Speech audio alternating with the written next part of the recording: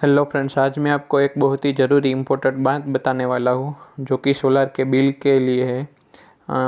यहाँ पर मैं जहाँ रहता हूँ वहाँ पर पश्चिम गुजरात वीज कंपनी का मीटर आता है और यहाँ पर मार्च टू मार्च में आपका हिसाब हो जाता है।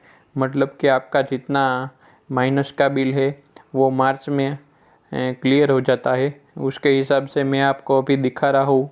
तो मैं और जून 2024 का यहाँ पर मुझे बिल आया है 741 रुपीज़। वो कैसे आया मैं आपको उसके अगले महीने लेके चलता हूँ।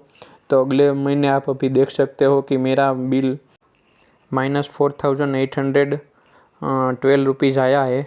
लेकिन उसके अगले महीने आप देख सकते हो कि जनवरी और फरवरी 2024 में मेरा बिल आया था -4030 रुपीज़। और उसके बाद मार्च महीना शुरू हो जाता है। उसके लिए मेरा यहाँ पर 4030 रुपीज़ जो बिल था वो मेरे बैंक अकाउंट में क्रेडिट हो गया है। उसके बाद लेकिन वो क्रेडिट मुझे 2 महीने के बाद मिला है। और उसके बाद आप मेरा अभी जो बिल आया मई और जून 2024 का, उसमें वो क्रेडिट हुआ लिखा हुआ आता है।